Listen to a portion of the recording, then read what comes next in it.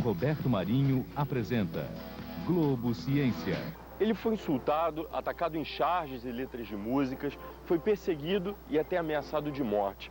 Depois virou herói nacional e teve a sua vida contada em livros, filmes e até numa ópera chamada O Cientista. O nosso personagem de hoje livrou o país de doenças como a febre amarela, a varíola e a peste bubônica e protagonizou um dos episódios mais interessantes da nossa história, a revolta da vacina. E aí, descobriram? O Globo Ciência de hoje é dedicado a um mito da ciência brasileira, Oswaldo Cruz, médico do Brasil.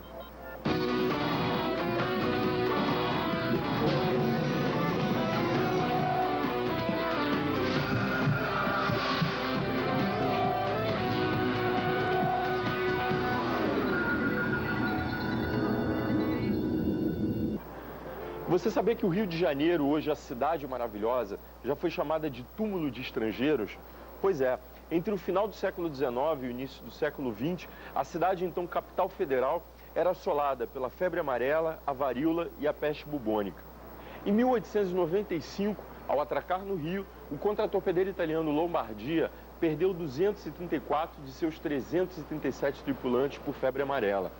Calcula-se que entre 1897 e 1906 morreram cerca de 4.000 imigrantes só no Rio de Janeiro. Os diplomatas se refugiavam em Petrópolis no verão para se livrar do contágio. E os navios estrangeiros decidiram não mais parar na cidade. Foi aí que o presidente da época, Rodrigues Alves, tomou medidas drásticas que culminaram numa revolta popular, transformando o Rio num verdadeiro campo de batalha. No centro de tudo estava o nosso cientista, Oswaldo Gonçalves Cruz. A gente vai saber um pouco mais sobre essa história aqui na Fiocruz. Vem cá.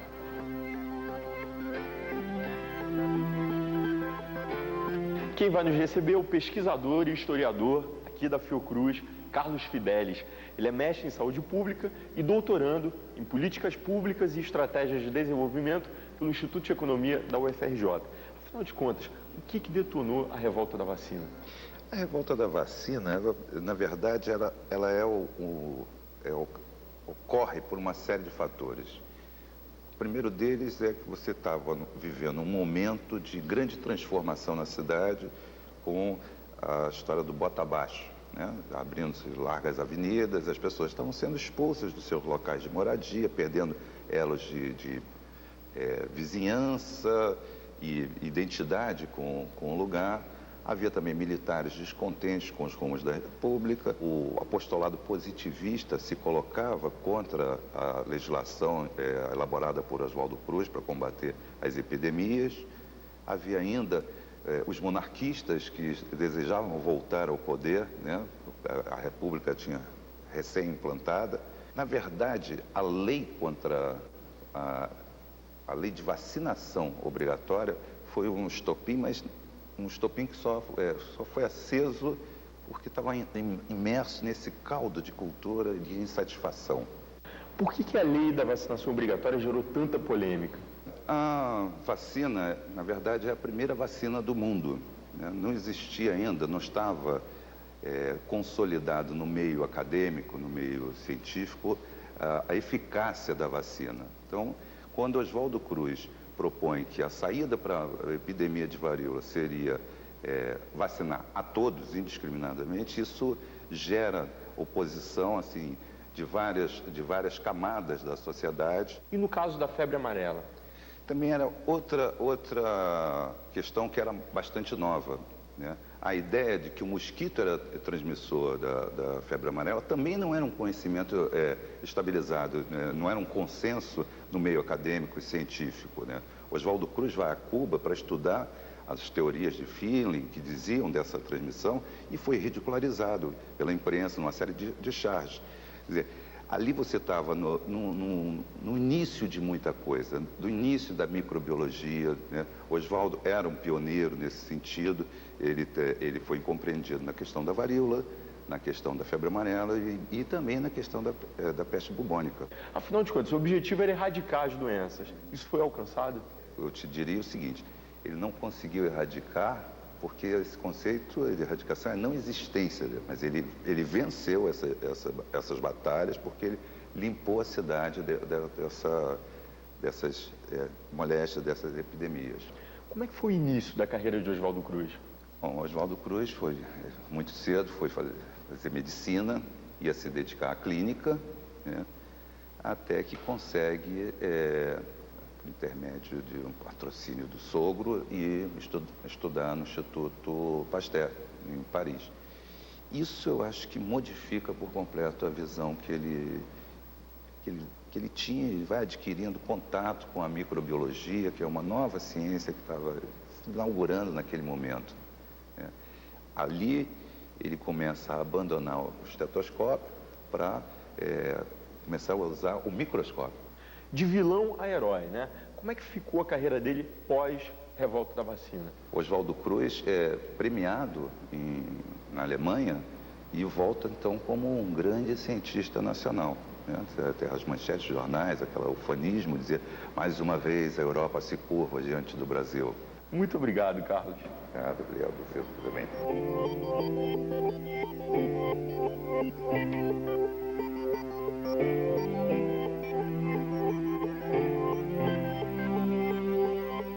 Além de sua dedicação à ciência, Oswaldo Cruz sempre esteve ligado à literatura. Eleito pela Academia Brasileira de Letras, ele ocupou a cadeira de número 5, que tinha como patrono o poeta Bernardo Guimarães.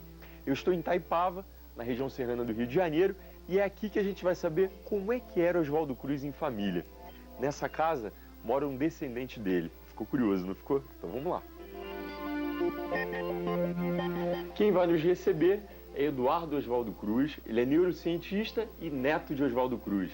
Que lembranças que a família guarda de Oswaldo Cruz? As lembranças são todas as melhores possíveis. Que ele era um pai extremamente dedicado, extremamente ligado à família. Ele foi inspirado principalmente pelo pai, Dr. Bento Gonçalves. Como é que ele era em família? Quem pode realmente, eu não posso dar um depoimento direto, porque ele não conhece apenas um dos netos. Ele faleceu muito novo, né? Meu pai tinha 11 anos de idade quando ele faleceu. De modo que a carreira dele foi realmente meteórica. A tal ponto que o Rodrigues Alves, que era o presidente na época, que contratou como diretor da saúde pública, o Rodrigues Alves sempre tratava com uma certa admiração, dizendo: aquele jovem tem que estar certo, e tem tanta confiança no que ele fala, mas sempre foi tratado como um jovem. E a obra, né, o trabalho dele, foi reconhecido?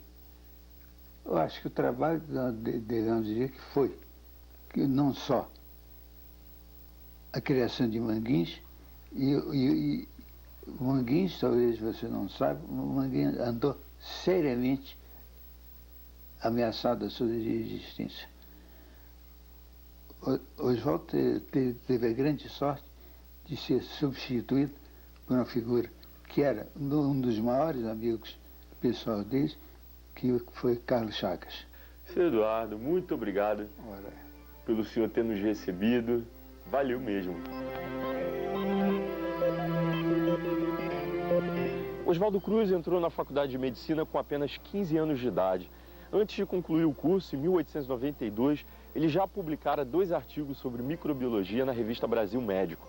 Depois, no intervalo, você vai conhecer o trabalho dele no combate à tuberculose, à malária, ao cólera, e vai ver também o papel dele na descoberta da doença de Chagas, na ampliação de conhecimentos das doenças tropicais e na produção de soros e vacinas. Só um minutinho e eu já volto.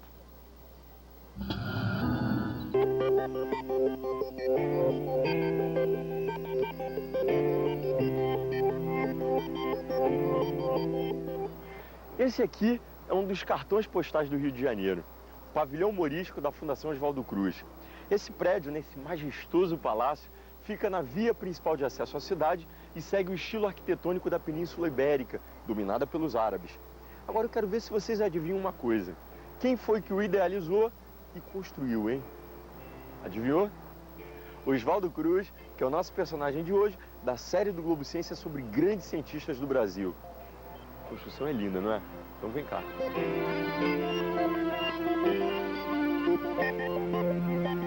Oswaldo Cruz desenhou o croquis e o arquiteto português Luiz Moraes Júnior executou o projeto. Tombado pelo patrimônio histórico, o palácio começou a ser construído em 1905 e ficou pronto em 1918. É assentado sobre uma base de granito, tem 50 metros de altura e 45 de largura. As torres são revestidas de cobre. As varandas são cobertas de azulejos portugueses. O piso, de mosaicos franceses, lembra os desenhos dos tapetes árabes. As portas são de peroba amarela entalhada com maçanetas de bronze dourado. A escadaria principal é de ferro forjado e mármore de Carrara. Um grande vitral no teto do quarto andar é visível desde o hall de entrada no primeiro piso. A louça dos banheiros veio da Inglaterra. As luminárias com cúpulas de opalina lilás são da Alemanha. O elevador com cabine de mogno, cúpula de espelhos e portas internas de cristal bisotado é o mais antigo ainda em funcionamento no Rio de Janeiro. Oswaldo Cruz começou a trabalhar aqui desde a sua fundação em 1900. Iniciou suas atividades como diretor técnico do então Instituto Soroterápico Federal. 2 anos depois, tornou-se o diretor-geral e só se afastou daqui bem próximo do fim da sua vida. Mesmo quando foi diretor-geral de Saúde Pública, cargo que hoje corresponde ao ministro da Saúde, ele utilizou o Instituto como base técnico-científica para suas ações memoráveis de saneamento. A gente vai conversar sobre isso com um especialista. Vamos lá.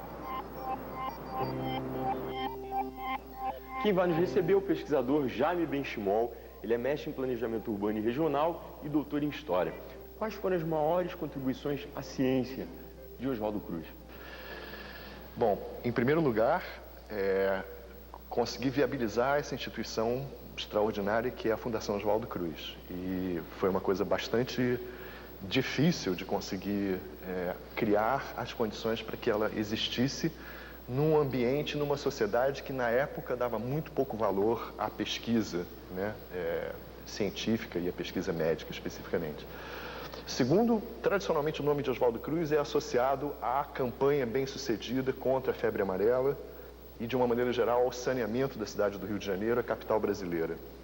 Ele foi responsável também pelo reconhecimento, digamos assim, do Brasil inteiro do ponto de vista das suas mazelas médicas e, consequentemente, sociais. Quer dizer, o reconhecimento de que havia populações rurais brasileiras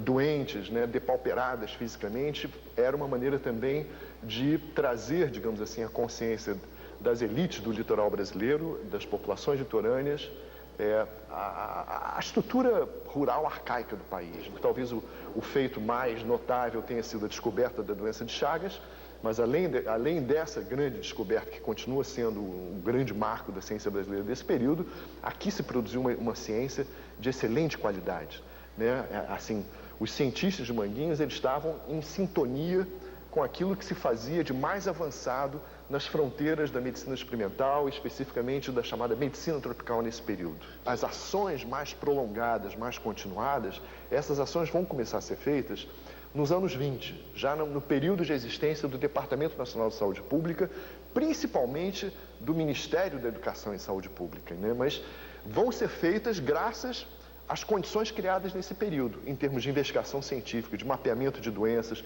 de acumulação de conhecimento sobre essas doenças, de formação de massa crítica, de formação de sanitaristas nos cursos de aplicação daqui, né? de formação de gente que vai constituir os laboratórios interioranos, né? Os laboratórios das outras cidades brasileiras, né?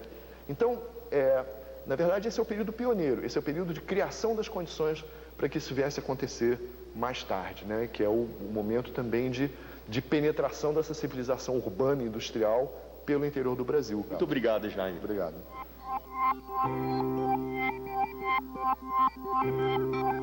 O Brasil de hoje ainda convive com doenças que foram combatidas por Oswaldo Cruz, como a tuberculose, a malária e um tipo de febre amarela. Será que a cura para doenças como essas continua sendo pesquisada? Quem vai nos receber é Paulo Gadelha, presidente aqui da Fiocruz. Ele é médico, mestre em medicina social e doutor em saúde pública. Vem cá. Doutor Paulo, o que mudou no trabalho da Fiocruz nesses últimos 100 anos, né? Qual a importância da fundação hoje? Olha, muita coisa mudou, porque mudou muito a sociedade brasileira, né? Se você pensar uma sociedade do início do século passado, ela era basicamente uma cidade rural. A grande maioria da população vivia no campo. A expectativa de vida naquela época era de 33 anos, né? Hoje nós temos uma expectativa de vida de 72 anos.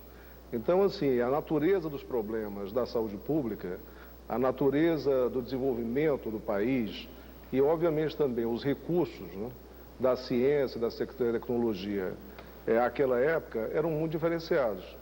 O que mudou no contexto epidemiológico no Brasil?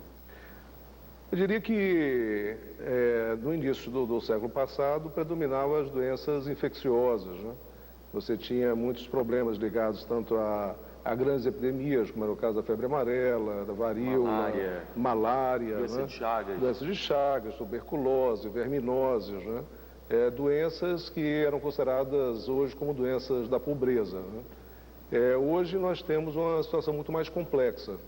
É uma sociedade que, ao mesmo tempo, extremamente desenvolvida. O Brasil tem um padrão de desenvolvimento industrial e urbano muito significativo.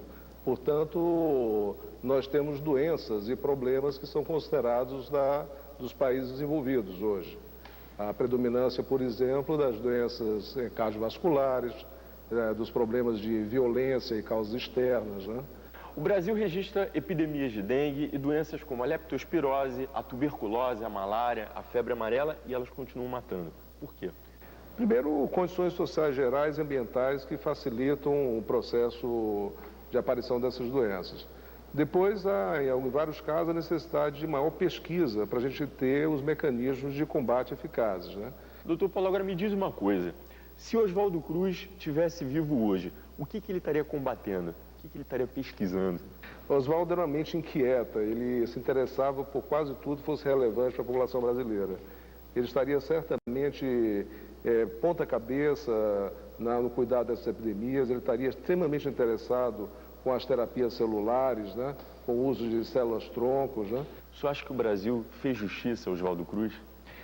Olha, Oswaldo Cruz foi, em períodos da sua vida, muito injustiçado, em outros períodos com o reconhecimento que ele merecia. Eu acho que hoje ele se transformou num símbolo, né, de uma visão nacional, de uma visão de compromisso social e principalmente ter sido aquela pessoa que foi capaz de constituir uma instituição da significância, da importância da Fiocruz, que consegue não só sobreviver, mas se atualizar e se renovar e responder às questões que ele enfrentou com outras armas, com outra realidade, no início do século passado.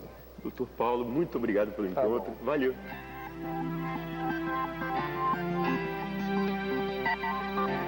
Oswaldo Cruz morreu ainda jovem, com apenas 44 anos de idade.